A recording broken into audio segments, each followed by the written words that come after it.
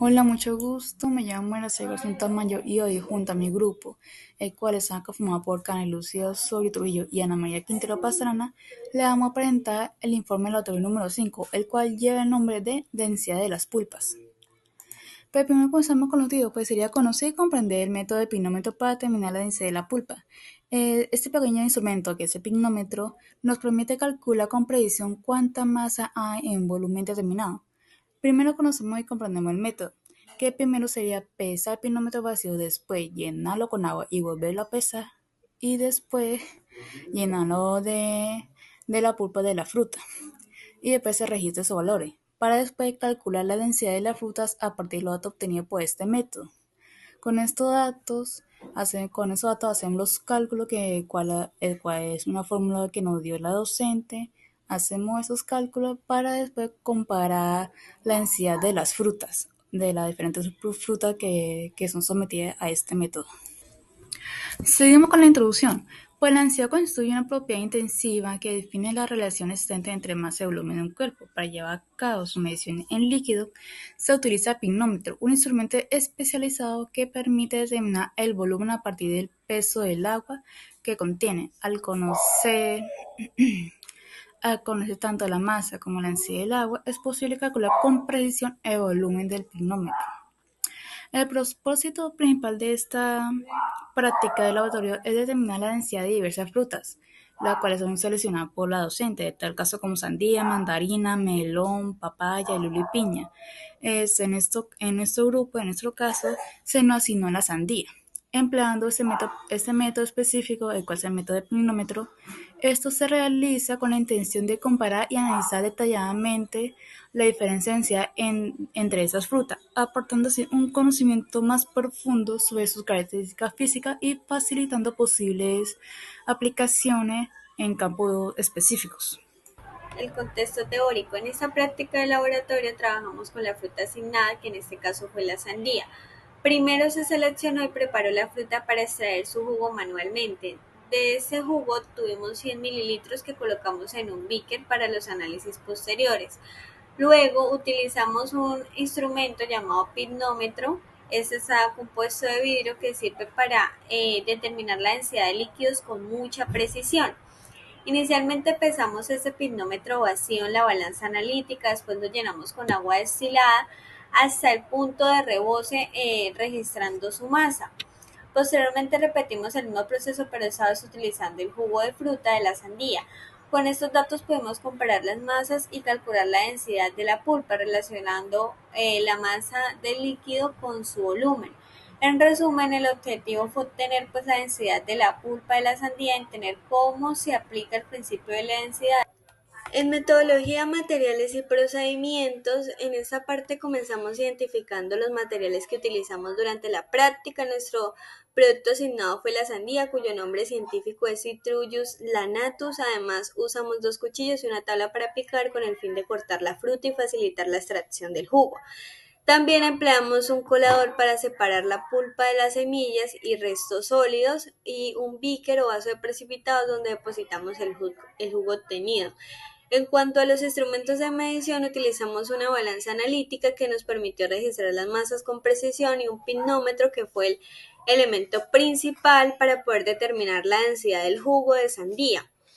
Finalmente, podemos mencionar que utilizamos la indumentaria adecuada del laboratorio para garantizar una higiene y una seguridad durante el proceso realizado. En procedimientos, empezamos con materiales indumentaria. Primero realizamos el alisamiento de los materiales, nos colocamos la indumentaria adecuada para ingresar al laboratorio, asegurando condiciones de higiene y seguridad. Luego los implementos listos. Hicimos un corte específico en la sandía para extraer la pulpa y obtener el jugo. Este jugo se filtró con ayuda de un colador hasta reunir 100 mililitros que serían los utilizados para las mediciones posteriores en el pinómetro. En estas imágenes se puede observar el proceso paso a paso de donde está la fruta entera hasta obtener el zumo listo para analizar. El pinómetro. En esta parte de la medición pesamos el pinómetro vacío Utilizando la balanza analítica, luego llenamos con agua destilada hasta un nivel indicado y registramos de esa manera su masa. Finalmente repetimos el mismo procedimiento, pero llenándolo con el jugo de la sandía. Con esas tres mediciones, pinómetro vacío, con agua destilada y con jugo, pudimos calcular la densidad de la pulpa. Todos estos datos se anotaron para hacer comparaciones con otras frutas establecidas durante la práctica de elaborar las gráficas pues para su posterior análisis. En esta tabla podemos ver los resultados obtenidos por el método del pinómetro para diferentes frutas. Primero se midió el pinómetro vacío, luego con agua y finalmente con la fruta, para así calcular la densidad de cada pulpa. En esta gráfica observamos la densidad de la pulpa de 6 frutas, como la sandía, mandarina, melón, papaya, lulo y piña. Podemos notar que la piña representa la densidad más alta, lo que significa que es más concentrada, contiene más azúcares y sólidos disueltos. Por otro lado, el melón tiene la densidad menor, indicando que su contenido de agua es mayor y su textura más ligera. Las frutas como la mandarina, la papaya y el lulo muestran valores intermedios, lo que refleja un equilibrio entre el contenido de agua y los sólidos. Estas diferencias se deben a su composición interna de cada fruta, como la cantidad de fibra, azúcares y compuestos naturales.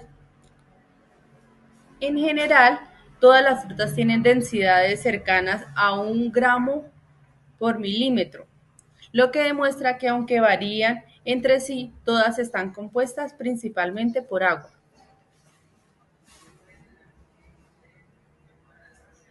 Como podemos ver en las conclusiones, la densidad de las pulpas varía según el tipo de fruta, porque cada una tiene diferente cantidad de agua, azúcares y compuestos sólidos. Por ejemplo, la piña y la mandarina tienen la densidad más alta, ya que su pulpa es más concentrada, mientras que la sandía y el melón tienen más agua, por eso su densidad es menor. También se resalta que la densidad es un parámetro muy importante porque permite evaluar la calidad de las frutas, ya que influye directamente en su textura, sabor y contenido nutricional. Y finalmente, conocer la densidad es muy útil en la industria alimentaria, porque permite estandarizar productos como jugos, néctares y mermeladas, asegurando que siempre tengan la misma consistencia y calidad.